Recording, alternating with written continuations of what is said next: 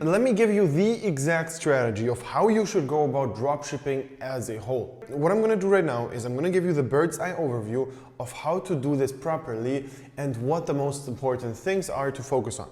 All right. The very first thing you have to understand is, in theory, everything is just a game of testing. Okay? Now, obviously you can stack the numbers in your favor and play the game in a way where it's just way more likely that you find a winning product and find winning creatives way quicker. Okay?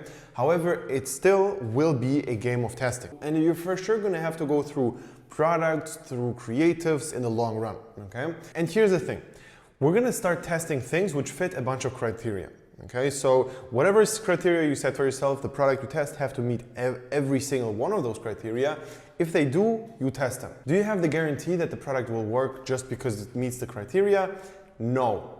Okay, so you're still, in some cases, will have to test a few products. And it's just very important to understand that you're just testing a product, it doesn't work, you move on. Test the next product, it doesn't work, you move on. Test the next product, it doesn't work, you move on. Test the next product, it works. And then when it works, you start testing inside of that product. Okay, so first you go very general and you test.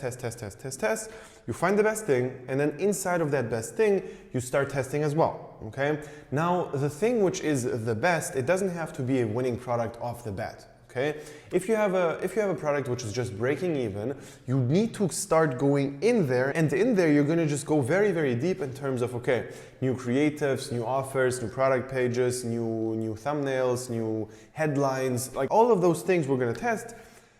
However, here comes the tricky part. There are way more important things to test and there's way less important things to test. And it's very dependent on what your situation is, what those important and what those unimportant things are. So as a beginner, it's actually very tough to tell what to do. And I was at the same place, like when I started out, I had no idea what's important. Okay, so I was just testing random things and I didn't know what to really test.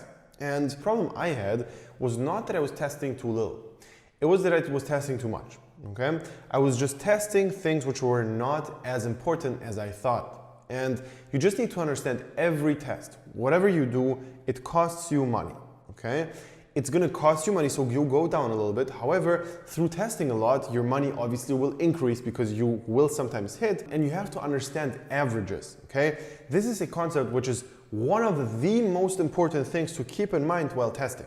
Okay, let's imagine this. You're on average losing $100 per testing one product. So basically that means that to test 10 products, you're gonna lose $1,000. Okay, is this realistic? Probably not. It's just like, it's very, very simplistic. However, let's just imagine this. Okay, if you understand that it costs you $1,000 to test 10 products, and on average you have 1 out of 10 products is a winner for you, that means that it costs you $1,000 to get a winning product.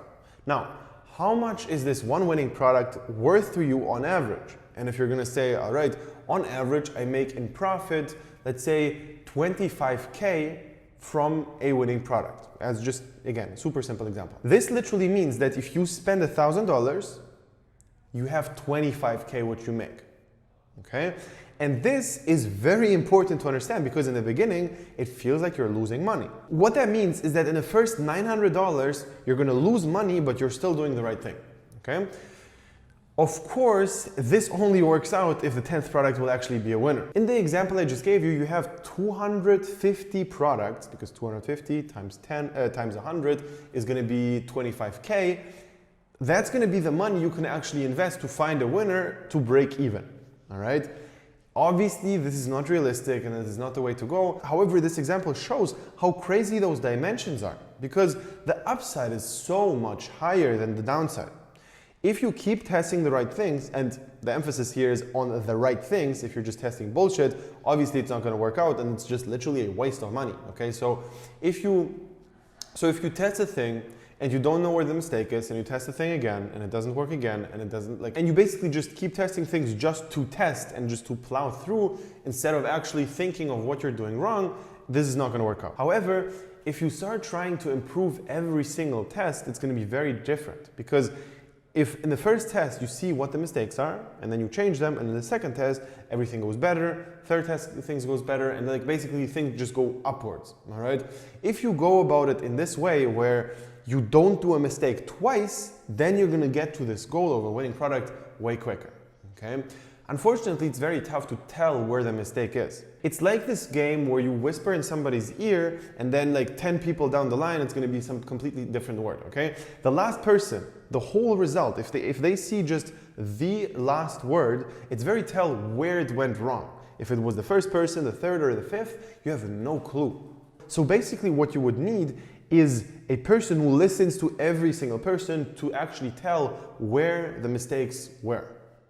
And if you go back to dropshipping with this example, it's almost impossible as a beginner or as a person who never had a few winning products to tell where exactly the problem is, because you don't know. You cannot tell. And this is just the main reason why people succeed so much more often with a mentor, with a person who guides them through what they need to do. And for me, it was nothing different. I literally didn't succeed until I had a mentor who guided me through the things. And then I started making really good numbers. And it was super quick till it blew up because I already put in the work. I just needed to change a couple of things, basically the mistakes I already have inside of the funnel, and it blew up. Okay? So if you're actually interested in getting a one-on-one mentoring program with me, click the link below, sign up for that. It's a free call with me personally. We're going to find out if everything is a good fit. If yes, we're going to start working together. And yeah, see you there.